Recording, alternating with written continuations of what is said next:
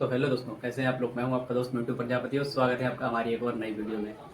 तो आज की छोटी सी वीडियो में हम आपको बताएंगे अपनी पिछले लगभग 1 महीने की जर्नी। ठीक है, कि मैंने जो अपनी मैक्सो कंपनी थी, जो मेरा कॉलेज प्लेसमेंट हुआ था, ठीक है, जहाँ से गवर्नमेंट पॉलिटेक्निक कॉलेज हुआ है शाजापुर से मैंने डिप्लोमा किया है, वहाँ से मेरा कॉलेज प्लेसमेंट हुआ था मैक्सो इंजीनियरिंग प्राइवेट लिमिटेड, जो कि कंपनी है IMT मानेसर गुड़गांव में। ठीक है, तो उस कंपनी में मेरा कॉलेज प्लेसमेंट हुआ था, लेकिन मैंने अभी वो कंपनी छोड़ दी है। तो मैंने वो कंपनी मैंने क्यों छोड़ी है, इस वीडियो में मैं पूरा डिटेल में वो आपको सब कुछ बताऊंगा।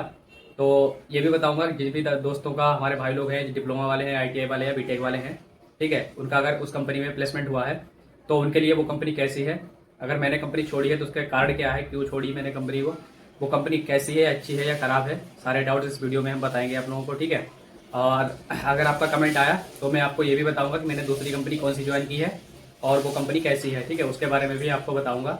वो इस कंपनी से बेहतर है और उसमें काम जो है वो भी मेरा मतलब कैसा है, क्या है, सारा कुछ बताऊंगा अगली वीडियो में। फिलहाल इस वीडियो में आपको मैं यही बताऊंगा कि ये जो कंपनी मैंने छोड़ी है वो क्यों छोड़ी है। ठीक है, तो चलिए स्टार्ट करते हैं बिना कोई देरी के। ठीक है, तो सबसे पहले हम बताते हैं आपको कि मेरा जुलाई 2025 में मेरा इस कंपनी में कॉलेज प्लेसमेंट हुआ था। ठीक है, जो कि मैंने पहले ही बता दिया आपको, गवर्नमेंट पॉलिटेक्निक कॉलेज हुआ है शाजापुर से मैंने डिप्लोमा किया है।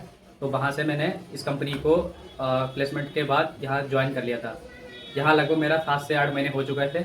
उसके बाद में मैंने ये कंपनी छोड़ी है, ड्रॉप की है। ठीक है, तो वो क्यों छोड़ी है, तो सबसे पहला कारण तो मेरा यही था, क्योंकि जिन जिन जिन भाइयों का, हमारे जो डिप्लोमा वाले हैं, खास करके डिप्लोमा वालों को ही ये मतलब जानकारी होगी कि नेशनल अप्रेंटिस ट्रेनिंग स्कीम के थ्रू जो कंपनी मतलब बुलाती है, ठीक है, बच्चों को, तो उनको लगभग सैलरी बताती है 18,000। ठीक है, सबसे पहला पॉइंट आपको बता रहा हूँ।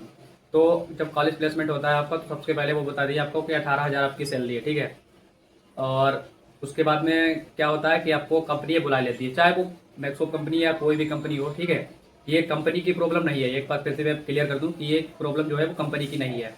इसमें कंपनी का कोई भी रोल नहीं रहता है, इसमें रोल रहता है गवर्नमेंट का। इसमें सबसे बड़ी प्रॉब्लम जो है ना, लापरवाही, वो कह सकते हैं कि गवर्नमेंट की लापरवाही है। क्योंकि कंपनियां तो अपनी तरफ से वही बताती हैं जो उनको मतलब जो लीगली बताया गया है कि हाँ आप बच्चों को हायर कीजिए और उनको 18,000 सैलरी बताइए। जो मतलब कंपनी पे करती है वो तो अपना पैसा देती है, हर महीने के महीने देती है, वो पैसा आ जाता है आपके अकाउंट में। लेकिन जो गवर्नमेंट के थ्रू जो आता है, नेशनल अप्रेंटिस ट्रेनिंग स्कीम के थ्रू, वो पैसा नहीं आता है, वो लापरवाही रहती है गवर्नमेंट की। ठीक है, और ये प्रॉब्लम किसी एक कंपनी की नहीं है पर्टिकुलर, ये सभी कंपनियों में यही प्रॉब्लम चल रही है। मैंने कई दोस्तों से और जो हमारे कॉलेज के, हमारे क्लास के दोस्त थे, उनसे भी मैंने मतलब कॉल करके ये मालूम किया है, जो कि अन्य अन्य कई कंपनियों में काम करते हैं। ठीक है, तो उनकी भी बिल्कुल सेम यही प्रॉब्लम है, नेट्स का जो पैसा है वो नहीं आ रहा है। ठीक है, तो भाई सबसे पहली प्रॉब्लम तो यही है कि आपकी जो 18,000 सैलरी है वो नहीं है। आपकी सैलरी जो है, जो भी 12,000 या 14,000 जो कंपनियां लगा रही हैं, ठीक है, वही सैलरी रहती है। तो पहला कारण मेरा यही था कंपनी छोड़ने का। ठीक है, और दूसरा कारण मेरा यह था सबसे बड़ा, आप देखते जाइए, मैं आपको सारा कुछ बताऊंगा इस वीडियो में कि क्या क्या प्रॉब्लम्स थी और कंपनी जो है वो अच्छी है, किन लोगों के लिए अच्छी है कंपनी। ठीक है, ये भी मैं बताऊंगा। हालांकि कंपनी बढ़िया है वो, ये तो बात मतलब छोड़ने के बाद पता लगती है कि कंपनी कौन सी कैसी है। ठीक है, तो और ख़राब है तो किन चीज़ों में ख़राब है, कंपनी में भी क्या चीज़ें हैं जो मेरे मतलब मेरे अकॉर्डिंग सही नहीं है। तो सबसे बड़ा पॉइंट तो पहला यही था। और दूसरा पॉइंट ये था कि जो मैक्सो कंपनी है वो एक लेवल के हिसाब से कह सकते हैं कि वो मीडियम लेवल की कंपनी है, ना ज़्यादा बड़ी कंपनी है और ना ही ज़्यादा छोटी कंपनी है। ठीक है, तो उसमें जो काम चलता है वो अपन लोगों का लगभग कह सकते हैं कि 12 घंटे ही ज़्यादा काम चलता है, क्योंकि उसमें जो काम रहता है वो ऑपरेटर का काम रहता है। जैसे कि प्रेशर कंट्रोलर की उसमें BMC और CNC है। ठीक है, और कुछ मतलब फानू कंट्रोलर की हैं। ठीक है, तो उसमें क्या है कि छोटी छोटी 3 एक्सेस की का मशीनें हैं उसमें। ठीक है, और उसमें कुछ ज़्यादा लगभग कह सकते हैं कि उसमें जो इंजीनियर और सुपरवाइजर है, ठीक है, उनका काम रहता है कि आपको सिर्फ और सिर्फ उसमें पार्ट को लोड करना। ठीक है, और उसके बाद में उस पार्ट को अनलोड करके आपको मतलब पूरा चेक वेक करके क्वालिटी, बस पार्ट को आगे बढ़ाना है। उसके बाद में आपको ना तो वो कोई आपको ट्रेनिंग में अप्रेंटिसशिप आप करेंगे, ना तो वो आपको कोई प्रोग्रामिंग के बारे में बताएंगे। ठीक है, ना ही आपको शटर का कोई काम बताएंगे, ना ही फिक्सर का सेट करने का, ना ही लाइन लीडर का काम बताएंगे, ना ही कोई ट्रेनिंग देंगे आपको। कोई भी एक्टिविटी ऐसी कुछ नहीं करवाते हैं उस कंपनी में। ठीक है, तो सबसे बड़ा मुझे पॉइंट यही लगा है कि अगर आप पूछेंगे कि सर मुझे बताइए इसके बारे में, तो कहेंगे आप खुद देख लो। हाँ, ये चीज़ कहते हैं अगर तुमको खुद देखना है तो खुद देख लीजिए।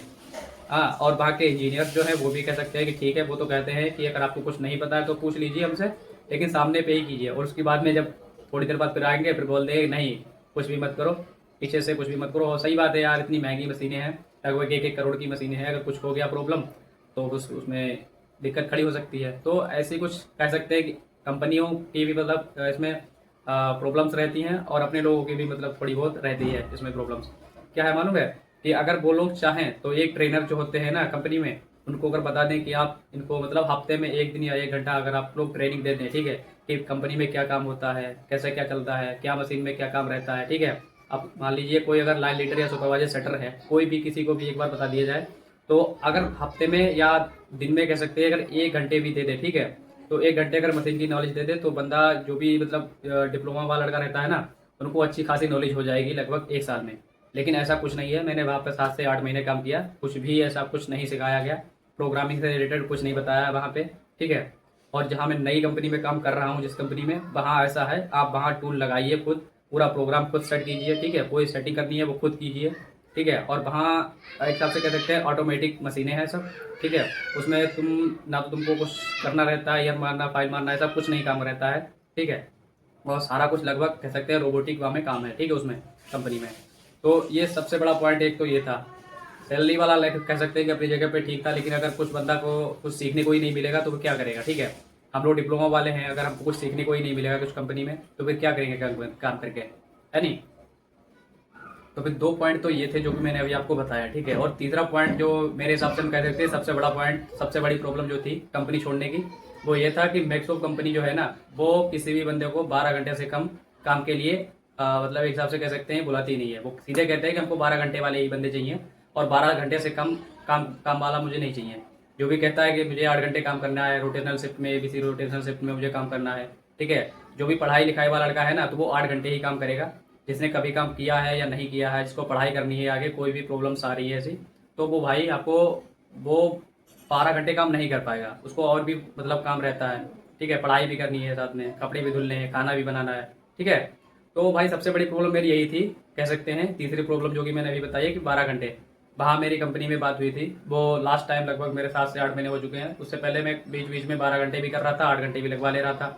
लेकिन लास्ट टाइम में उन्होंने बोल दिया, जो प्लांट के जो कह सकते हैं हिसाब से जो सर थे, उनसे मेरी बात हुई, वो बोले नहीं 8 घंटे की इसकी बात कोई बात नहीं होगी, सीधे सीधे आपकी ड्यूटी जो रहेगी वो 12 घंटे की ही रहेगी, ठीक है।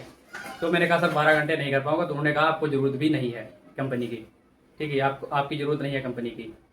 तो इस चक्कर में फिर हम लोगों ने फिर सोचा कि भाई यहाँ तो बनेगा नहीं काम, दूसरी कंपनी देखते हैं। दूसरी कंपनी देखी, वहाँ इससे बेटर सैलरी भी है, और कह सकते हैं कि थोड़ा वहाँ पे थोड़ा मुझे लग रहा है काम भी सही है, और कुछ सीखने को भी ज़्यादा मिल रहा है, और ड्यूटी भी हमारी 8 घंटे है, ठीक है। तो वो मुझे सही लग रहा है। तो ऐसा कुछ था कंपनी छोड़ने का मेरा रीज़न, ठीक है। बाकी कह सकते हैं बाकी लोग सब बढ़िया थे, काम बढ़िया था, ठीक है। और दोस्त वगैरह सब बन चुके थे, लगभग 7-8 महीने कहीं भी तुम काम करो, तो अच्छा लग रहा था वहाँ पे। मन नहीं कर रहा था, लेकिन फिर भी मजबूरी है, क्या करें, छोड़ना पड़ता है ना। अब जैसे कि गाँव भी छोड़ने का मन नहीं कर रहा था, लेकिन छोड़ना पड़ा, है नहीं। तो ऐसा ही कुछ है। तो जैसे कि आपने अगर वीडियो लास्ट तक देखी है तो प्लीज़ मेरे चैनल को सब्सक्राइब कर दीजिए और लाइक भी कर लीजिए, ठीक है। और अगर कोई भी डाउट है तो आप कमेंट में बता दीजिए मुझे, ठीक है।